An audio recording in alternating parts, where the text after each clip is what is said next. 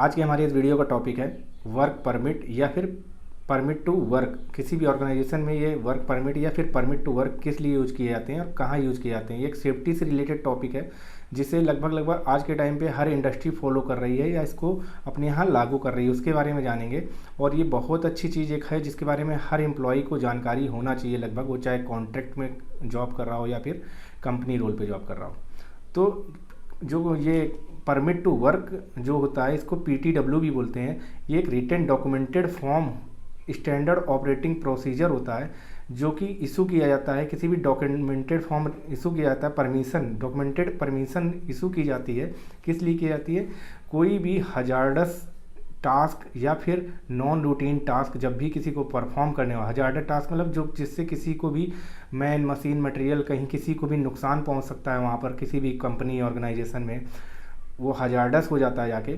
या फिर non routine जिसको डेली कोई भी रूटीन में वो वर्क आ जाते हैं, जिसको डेली हम काम कर रहे होते हैं वो रूटीन हो जाते हैं। जो कभी कभार काम करते हैं महीने में, हफ्ते में या 2-4 दिन में, वो नॉन रूटीन में कहे जाते हैं। तो इस टाइप के जो वर्क को परफॉर्म करने के लिए, इस टाइप के जो वर्क परफॉर्म करने के लिए जो एक रिटन डॉक्यूमेंटेड फॉर्म जारी किया जाता है, स्टैंडर्ड ऑपरेटिंग प्रोसीजर जो होता है किसी भी ऑर्गेनाइजेशन का द्वारा फॉलो किया जाता है, इसको हम क्या बोलते हैं? परमिट टू वर्क या फिर पीटीडब्ल्यू। अब ये परमिट टू वर्क किन सिचुएशन में जारी किया जाता है? ये अलग अलग सिचुएशन में, अलग अलग टाइमिंग के हिसाब से, अलग अलग कंडीशन के हिसाब से और अलग अलग जो टास्क होंगे, जॉब जो भी करने होंगे उसके हिसाब से अलग अलग तरह के होते हैं। अब कैसे हो सकते हैं? मान लीजिए टाइमिंग अलग अलग कैसे हो सकती है। सुबह के टाइम के लिए अलग होंगे, नाइट के लिए, नाइट की सिचुएशन में वहाँ लाइटिंग की अरेंजमेंट होना चाहिए। वहाँ पे प्रॉपर लोगों को ज़्यादा, नाइट में क्या हो, ज़्यादा लोग वहाँ पर किसी जगह पे होते नहीं। अगर वहाँ पर कोई हॉट वर्क अगर मान लीजिए काम किया जाए तो आग लग जाता है तो ज़्यादा लोग की नज़र नहीं पड़ पाएगी, उससे इंडस्ट्री या फैक्ट्री को नुकसान ज़्यादा हो सकता है। तो इस तरह की सिचुएशन जो अलग अलग टाइमिंग होती हैं उनके हिसाब से अलग अलग एरिया में के हिसाब से अलग अलग बनते हैं। अलग अलग टास्क के हिसाब से अलग अलग एरिया मीन्स वो हो सकता है कहीं पे ऐसा नहीं, कहीं पे बहुत सारा रॉ मटेरियल रखा है, वहाँ पे टास्क परफॉर्म करने से पहले हजार्डस चेक करने के और उनको जो भी है चेकलिस्ट में फॉलो करने के लिए, चेक करने के लिए क्या क्या प्रॉब्लम वहाँ हो सकती हैं, उसकी जो सिचुएशन होगी वो अलग होगी। और एक ओपन एरिया में काम करने के, जहाँ पे कुछ भी नहीं रॉ मटेरियल होगा, वहाँ पे काम करने के प्रोसीजर कुछ अलग होंगे। तो यही सारे आ जाते हैं कंडीशन वर्क टू परमिट में या परमिट टू वर्क में।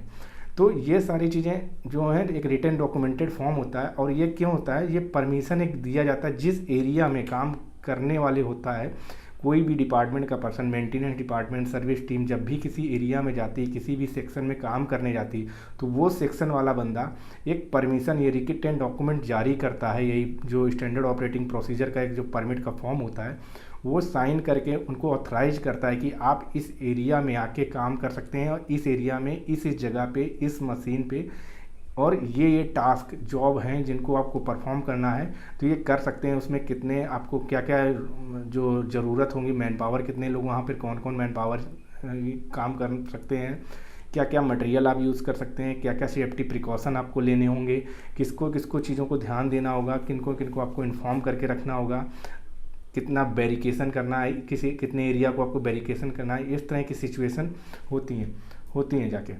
तो ये हमारा जो हो जाते हैं अलग अलग जो सेफ्टी के इंस्ट्रक्शन होते हैं, वो अलग अलग नेचर की जॉब के लिए अलग अलग जो इंस्ट्रक्शन हो सकते हैं, वो अलग अलग इंस्ट्रक्शन दिए जाते हैं। वो अलग अलग टाइम पीरियड में, अलग अलग प्लेस में, अलग अलग मशीन में हो सकता है। वो हर जगह के लिए अलग होंगे। रोटेटिंग मशीन जहाँ पे होंगे वहाँ पे टास्क परफॉर्म करने का तरीका अलग होगा और वहाँ पे जो सेफ्टी मेजर्स लेने होंगे वो अलग होंगे। एक स्टॉप मशीन जो बंद मशीन होगी वहाँ पे काम करना अगर होगा किसी को, तो वहाँ पे काम करने का, परफॉर्म करने का जो तरीके होंगे वो अलग तरीके के होंगे। वहाँ पे सेफ्टी प्रिकॉशन अलग तरीके के हो सकते हैं। तो ये कुछ उसमें आ जाते हैं। अब ये जो वर्क परमिट होता है इसका मेन मकसद क्या होता है कि कोई भी जो एरिया ओनर होते हैं वो कुछ ऑथराइजेशन, कुछ उनको पावर दे देते हैं किसी पर्सन को, जो रिस्पॉन्सिबल पर्सन काम कराने जा रहा होता है उसको कुछ रिटन फॉर्म में पावर दे दिए जाते हैं कि आप इस तरह के जॉब परफॉर्म कर सकते हैं जाके। उसके साथ साथ वहाँ उसकी टीम में जितने लोग हैं वहाँ पर, उनमें से कौन क्या बंदा रोल, किसका क्या रोल रहेगा और क्या रिस्पॉन्सिबिलिटी रहेंगी उस बंदे की, वो क्या क्या वहाँ पर काम करने वाला है, उसके बारे में उसे वहाँ पर उस पर दे दिया जाता है। उसके साथ वो नेचर जो जॉब परफॉर्म करने जा रहे हैं उसके बारे में क्लियरली डिफाइन करना होता है।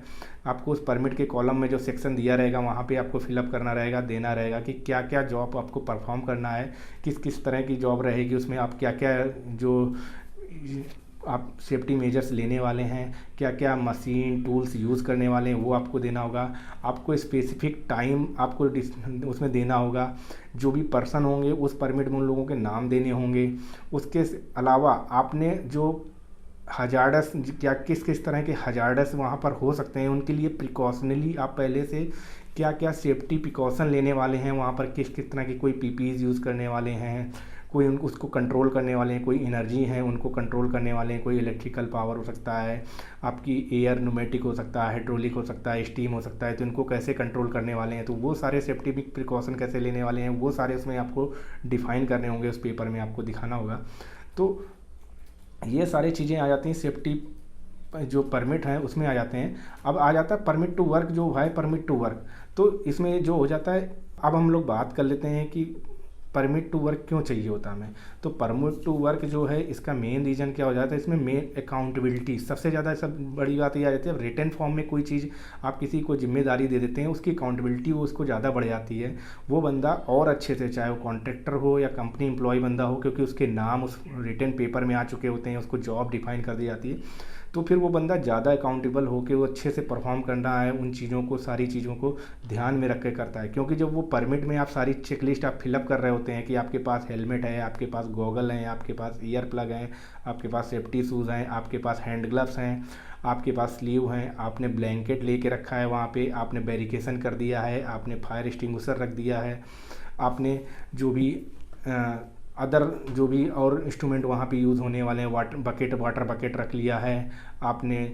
इस तरह के हेलमेट, आपके जो सेफ्टी वेल्डिंग हेलमेट हैं वो आपने ला के रख लिए हैं। तो ये सारी चीज़ें जब चेकलिस्ट परमिट में चेक करते हैं तो तभी आप उनको टिक करते हैं कि हाँ ये सारी चीज़ें आ गई। इसका मतलब ये हो गया कि आपने ज़्यादा से ज़्यादा हजार्ड्स चीज़ों को एलिमिनेट कर दिया, ख़त्म कर दिया, उन चीज़ों को वहाँ पर कलेक्ट करके। और इन चीज़ों को पहली चीज़ तो ये आ जाती है कि ज़्यादा जो है बंदे रिस्पॉन्सिबल होकर काम करते हैं। दूसरा जो कि सेफ्टी, वहाँ पे मोर सेफ्टी, अच्छे से सेफ्टी, किसी ना तो उसमें ह्यूमंस को, मशीन को, मटेरियल को किसी को नुकसान होने के चांसेस बहुत कम हो जाते हैं।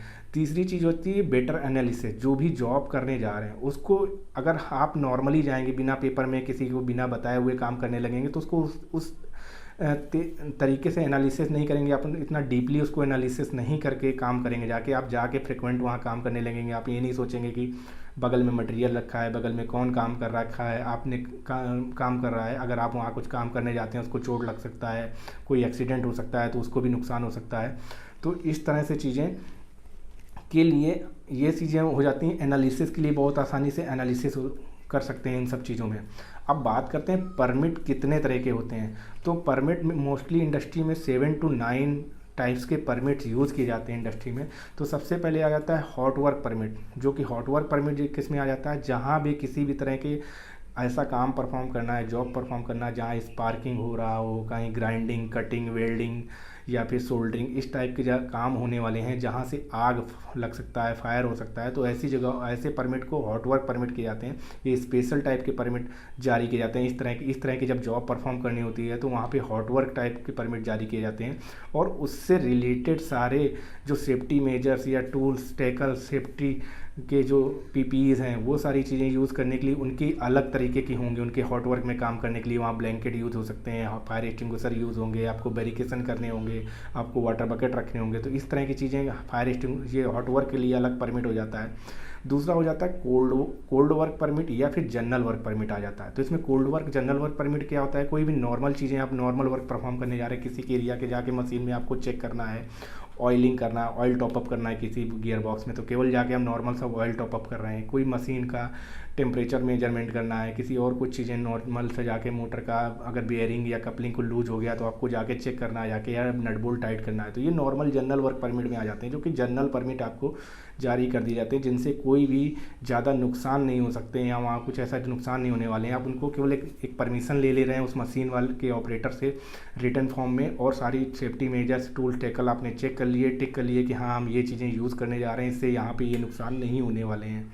तो इस तरह ये जनरल वर्क परमिट आ जाता है। अगला आ जाता है height work permit. Height work permit industries में क्या होता है, अलग अलग तरीके से, मैं बहुत सारी इंडस्ट्रीज़ का मानना है 4 फीट के ऊपर जितने भी जगह पे काम करना है वो हाइट वर्क में आ जाएगा। बहुत सारी इंडस्ट्रीज़ कहती नहीं 6 फीट से ऊपर जितना भी काम करना है वहाँ पे हाइट वर्क परमिट आ जाता है। तो ये जो 6 फीट है या फिर 2 मीटर बोलते हैं या फिर 4 फीट बोलते हैं, ये अलग अलग जगहों पे अलग अलग डिसाइड है, बट मिनिमम तो 4 फीट लगभग जगहों पे होगा। तो इसके ऊपर जब भी जॉब परफॉर्म करना है, किसी लेडर पे चढ़ के, किसी स्ट्रक्चर पे, स्कैफोल्डिंग पे, वेल्डिंग पे, सीढ़ी पे, कहीं भी खड़े होकर अगर काम करना है तो वहाँ पे आपको क्या क्या सेफ्टी प्रिकॉशन लेने होंगे। आपको सेफ्टी बेल्ट यूज़ करना है, फायर आपको रजिस्टर यूज़ करना है, आपको किस तरह के वहाँ पर लैडर यूज़ करने हैं, आपको वहाँ पर जो हाइट पे काम कर रहे हैं तो आपको वॉच करने के लिए, आप पे नज़र रखने के लिए कौन बंदा यूज़ होने वाला है। तो इस तरह के जॉब के लिए पीपीज़ किस तरह की चाहिए होंगी, आप हाइट में जा रहे हो तो उसके लिए काम करने के लिए कौन कौन सी तरह की पीपीज़ चाहिए होंगे, तो वहाँ पे आ जाता है ये हाइट वर्क परमिट का यूज़ वहाँ पे करते हैं। एक आ जाता है अगला परमिट जो होता है हमारा चौथे नंबर पे आ जाता है कन्फाइंड स्पेस परमिट।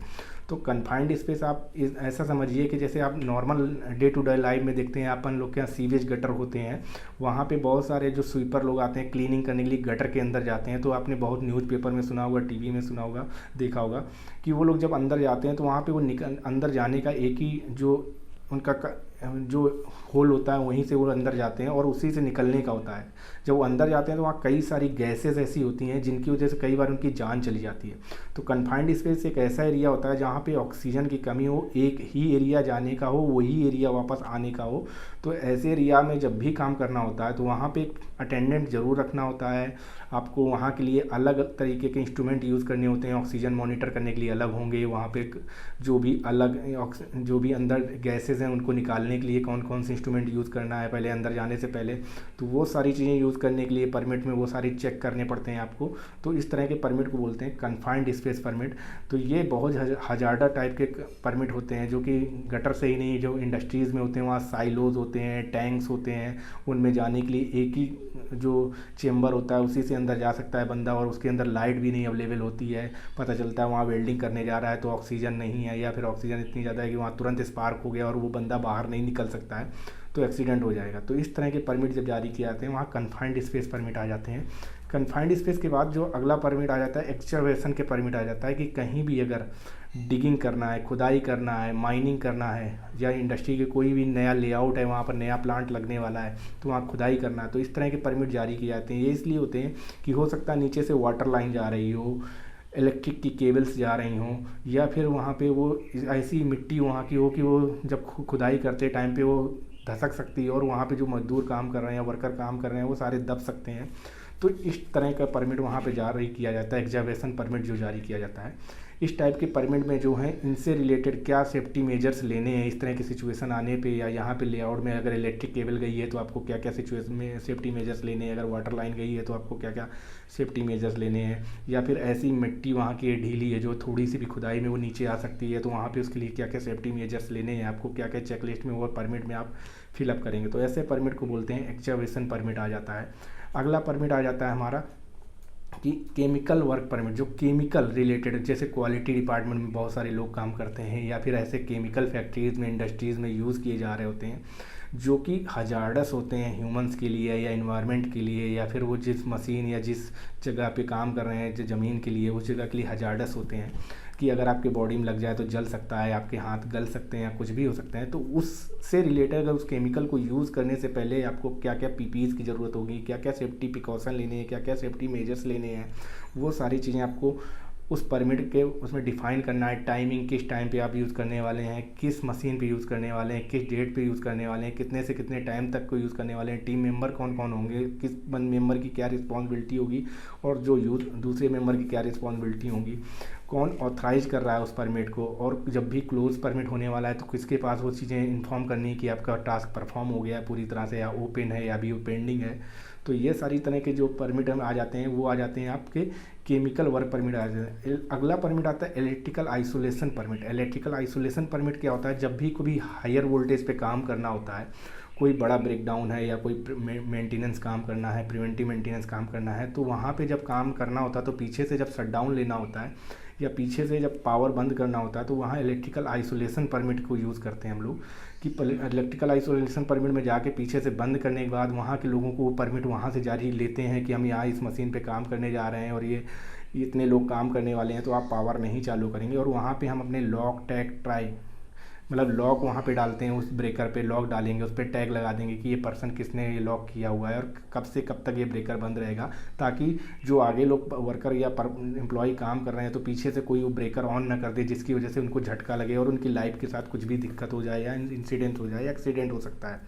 तो ये हो जाता है इलेक्ट्रिकल आइसोलेशन परमिट। ये 7 तरीके के परमिट मोस्टली इंडस्ट्रीज़ फॉलो करती हैं। इसके साथ साथ 2 परमिट और आ जाते हैं। एक होता है ऑनलाइन इलेक्ट्रिकल परमिट, मतलब कभी मशीन में ऐसी सिचुएशंस आती हैं कि आपको जो मशीन को चेक करना होता है, ऑनलाइन चेक करना होता है, उसमें प्रॉब्लम बार बार क्रिएट कर रही होती हो सकता है चलते चलते बंद हो रही है, उसका टेम्परेचर नहीं सही से बता रहा होगा, प्रेशर, फ्लो और भी चीज़ें उसको सही से मशीन नहीं परफॉर्म कर रही होगी क्वालिटी पैरामीटर्स पे, तो उस टाइम पे बंद मशीन पे आप नहीं चेक कर सकते, तो उसको ऑनलाइन ही चेक करना होगा। तो ऑनलाइन में चेक करने के लिए आपको उन जगहों पे जो इलेक्ट्रिसिटी के आपके कॉन्टैक्ट में आना होगा, चेक करते हुए मीटर से लगा चेक कर रहे हैं आप, कुछ भी कर रहे हैं, तो ऑनलाइन जॉब कर रहे हैं वो उसमें हजार्ड ज़्यादा आपको झटका लग सकता है, उस एम्प्लॉय को झटका लग सकता है, शॉर्ट सर्किट हो सकता है, उसकी वजह से मशीन को प्रॉब्लम हो सकता है, उस मैन को प्रॉब्लम हो सकता है, वहाँ काम करने वाले लोगों को प्रॉब्लम हो सकता है। तो ऐसे जगहों पे काम करने के लिए हमारा जो परमिट लेते हैं वो ऑनलाइन वर्क परमिट लेते हैं, जो इलेक्ट्रिकल किसी भी इलेक्ट्रिसिटी पे काम करने के लिए ऑनलाइन वर्क परमिट लेते हैं।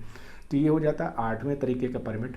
और जो 9वें तरीके का परमिट आ जाता है ये हो जाता है रूफ एक्सेस परमिट। कई जगहों पे क्या होता है हाइट वर्क परमिट का ही जो अगला परमिट हो जाता है वो आ जाता है रूफ एक्सेस। कई बार क्या होता है जब आपको हाइट के अलावा जब रूफ पे जाना होता है, किसी भी बिल्डिंग की, किसी भी फैक्ट्री के रूफ पे जाके काम करना होता है, तो वो पता चलता है बहुत पुरानी रूफ होती है बिल्डिंग, वो फैक्ट्री पता चल रहा है 20 साल से, 30 साल से, 40 साल से काम कर रहे हैं, उनके ऊपर जो शेड पड़े हुए हैं इतने पुराने हो गए कि पता नहीं कहाँ पे क्रैक है हल्का सा, कोई भी बंदा जब वर्कर उसके ऊपर चल रहा है तो नीचे आ सकता है, आसानी से गिर जाएगा और उसका एक्सीडेंट हो जाएगा और वो उसके लाइफ के साथ कुछ भी हो सकता है। तो उस जगहों पे एक्सेस करने के लिए, ऊपर जाने के लिए उसको रूफ एक्सेस परमिट के परमिशन लेंगे। और ये परमिट जो होते हैं कुछ बहुत कम लोग जो उस इंडस्ट्री में होते हैं, तो उनमें से बहुत सीनियर पर्सन को परमिशन दी जाती है कि ये ऐसे परमिट वही लोग जारी कर सकते हैं, क्योंकि उसमें कौन कौन से सेफ्टी मेजर्स लेने हैं ऐसी जगहों पे। ये बहुत क्रिटिकल जॉब पे जा रहे होते हैं वहाँ पर ऊपर लोग जाके काम करने, तो ऐसी जगहों पे परमिट जो होते हैं वो लाइफलाइन कौन सी यूज़ करनी है, किस डायरेक्शन में जाना है, कहाँ पे स्टॉप होना है, कहाँ से